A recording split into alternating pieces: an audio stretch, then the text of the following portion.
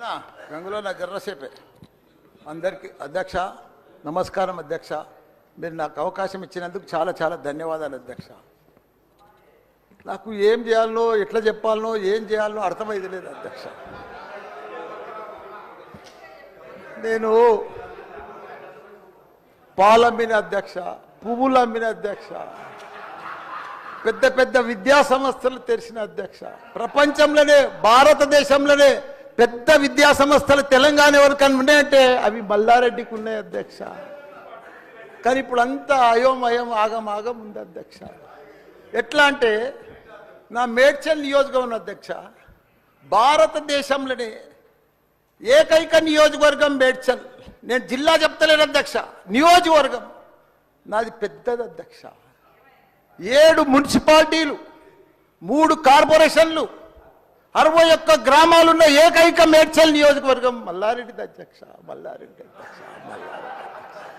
దాన్ని అతులం కుతులం చేస్తున్నారు అధ్యక్ష. దాన్ని జిహెచ్ఎంసీ అని ఇప్పుడు నా తన 7 మున్సిపాలిటీలు ఉన్నాయి, 3 కార్పొరేషన్లు ఉన్నాయి, 61 గ్రామాలు ఉన్నాయి. అందులో 28 గ్రామాలు తీసి మున్సిపాలిటీలలో కలిపేసారు పక్కకున్న గ్రామం. ఆ మున్సిపాలిటీలన్నీ ఇప్పుడు వాళ్ళ పీరియడ్ అయిపోగానే జనవరి 27కు అవి జిహెచ్ఎంసీలో చేస్తారట. నా టైంలో ఒక్కటే పీరియడ్ అయింది వాళ్ళు గెలిచి.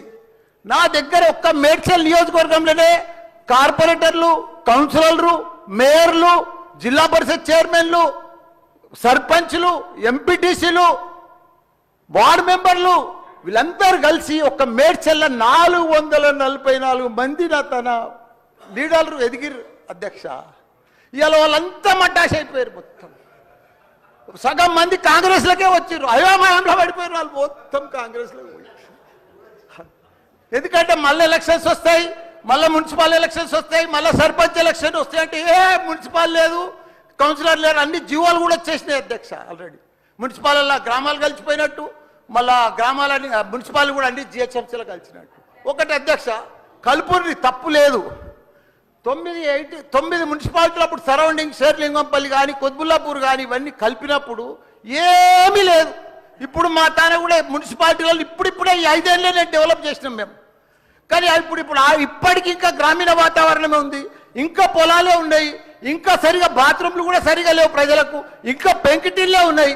అవన్నీ కూడా జిహెచ్ఎంసీలో కలిపితే పరిస్థితి ఇప్పుడు బంజారాల్లో జూబ్లీహిల్స్లో అదే ట్యాక్స్ ఉంటుంది, మా గ్రామాలలో అదే ట్యాక్స్ ఉంటుంది అధ్యక్ష. ఈ పైసలన్నీ కూడా తీసుకుపోయి ఏదైనా పెద్ద పెద్ద ఫ్లైఓవర్లు వేయాలన్నా ఏది వేయాలన్నా మళ్ళీ జూబ్లీహిల్స్ బంజారాలని ఖర్చు పెడతారు అధ్యక్ష. మా పుణ్యాన్ని మా మున్సిపాలిటీలో అట్లనే ఉండని, ఇంకో పీరియడ్ ఉండని, ఇంకో 2 ఉండని. శ్రీధర్ బాబు గారు మా సీఎం కూడా చెప్పండి, మీరు దయచేసి ఈ సభ ద్వారా మా మున్సిపాలిటీలో ఇంకో పీరియడ్ ఉంటే మంచిగా అవుతుంది. ఎందుకంటే గ్రామీణ ప్రాంతాలు ఉన్నాయి, ఇంకా వ్యవసాయాలు ఉన్నాయి, ఇంకా పెంకటిళ్ళు ఉన్నాయి.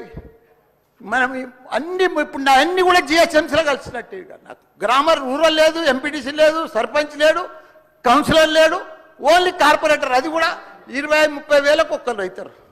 444 మంది పోయి 40 మంది కూడా గారు 8-10 మంది అవుతారు నా నియోజకవర్గం. 6,48,000 ఓట్లు ఉన్నాయి అధ్యక్ష.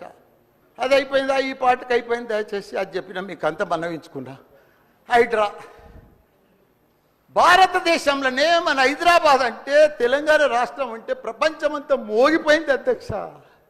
ఐటీ రంగంలో కానీ, ప్రతి ఒక్క డెవలప్మెంట్లో కానీ, ప్రతి దాంట్లో కూడా హైడ్రా వచ్చినాక ఒక్కసారి హైడ్రా ఏం పెద్ద తప్పు పని చేయలే. కానీ హైడ్రా వచ్చినాక ఒక భయాందోళనతో మొత్తం కుప్పగొలిపోయింది అధ్యక్ష. హైదరాబాద్ సిటీ దిష్టి తగిలిపోయింది అధ్యక్ష. నువ్వేమన్నా అనుకో, ఎందుకంటే నాకు పెద్ద ల్యాండ్ బ్యాంక్ ఉంది, నాకు పెద్ద విద్యా సంస్థలు ఉన్నాయి, నాకేం నష్టం లేదు, నేనేం ఎఫ్టీఎల్లో లేను, బఫర్ జోన్లో లేను. నేను జనరల్గా చెప్తున్నా, అభివృద్ధి అమెజాన్, గూగుల్, ఫేస్బుక్, యాపిల్ లాంటి కంపెనీలు అమెరికా తర్వాత ఇక్కడ మన హైదరాబాద్ తెచ్చిండు మన కేటీఆర్ అధ్యక్ష. హెడ్ క్వార్టర్స్ ఈయనే ఉండే అధ్యక్ష. ఐటీలా మనం కర్ణాటక బెంగళూరు మించినాం అధ్యక్ష. 9 లక్షల మంది ఉద్యోగాలు చేస్తున్నారు, ఐటీ ఉద్యోగాలు. పెద్ద పెద్ద ప్రపంచం అంతా కూడా హైడ్రా తీసుకొచ్చి పెద్ద పెద్ద వాళ్ళకు బుగులు పట్టిపోయింది అధ్యక్ష. గరీబుల్లో అయితే గుండెలు వలిగిపోయినాయి అధ్యక్ష. మరి అది ఎందుకు తెచ్చిర్రో ఏమో మళ్ళీ నాకు అర్థం కాదు. ఇప్పుడు ఒకటి అధ్యక్ష, ఇప్పుడు నాయే కొన్ని ఎఫ్టీఎల్ ఉన్నాయనుకో, ఎగ్జాంపుల్ చెప్తా శ్రీధర్ బాబా. మన ఇంట్లో మన సెల్ ఫోన్లో చూస్తే మన భూమి వన్ జర్సెప్టి ద ఫ్లో ఆగిపోతుంది అన్న, మీకు దండం పెడతా. మీరంతా చాలా మేధావులు. మన ఇంట్లో కూర్చొని కూడా మన పొలం హైడ్రాల్ ఉందా, చెరువు ఎఫ్టీఎల్ ఉందా, బఫర్ జోన్లు ఉందా చూసుకోవచ్చు. అంత టెక్నాలజీ వచ్చింది. గూగుల్లోకి పోతే చూసుకోవచ్చు. చూసి ఎవరెవరికి ఉందో ముందే నోటీసులు ఇచ్చి ఓపికతో అర్జెంట్ ఏముంది, తెల్లారి శుక్రవారం పొద్దుగల్లే పోయి శనివారం పొద్దుగల్లే పోయి కూలగొట్టాలని ఏముంది అధ్యక్ష. నిదానంగా వాళ్ళు కూడా మన తెలంగాణ ప్రజలే. వాళ్ళంతా కూడా మీరు ఓటేస్తేనే మనం మంత్రిలో కూర్చున్నాం. మనం అంత ఆదల బాధ ఆధార్ చేసేది, టెన్షన్ చేసేది ఏం అవసరం. మంచిగా నోటీస్ ఇచ్చి బాబు చేంజ్ చేసుకో, మార్చుకో, చూసుకో, నీకు ఇది ఇస్తాం, గరీబోడు ఉంటే ఇది ఇస్తాం, ఈ బెడ్రూమ్లకు అని నిమ్మడంగా చేస్తే అయిపోయాయి కదా. ఇంకా 4 ఏళ్ళు ఉంది కదా మీకు. ఈ ఏడాదిలోనే ఫస్ట్ ఇయర్లో చేయాలని ఏముంది అన్ని కొన్ని చేసుకుంటా వండి. రియల్ ఎస్టేట్ అయితే అధ్యక్ష రియల్ ఎస్టేట్ అయితే కుప్ప కూలిపోయింది. ఏదైనా పెళ్లికి అమ్ముదామన్నా కొంటలేరు ఎవరు, పైసల రొటేషన్ లేదు, వ్యాపారాలు లేవు, బిజినెస్ లేవు, ఏమీ లేవు అధ్యక్ష. దయచేసి మీరన్నీ కూడా ఆలోచన చేయాలని మంత్రులు కూడా ఉన్నారు. అందరికి కూడా చెప్తున్నా, అందరికి కూడా దండం పెట్టి చెప్తున్నా. Thank you. ఒక్క నిమిషం మాట్లాడండి.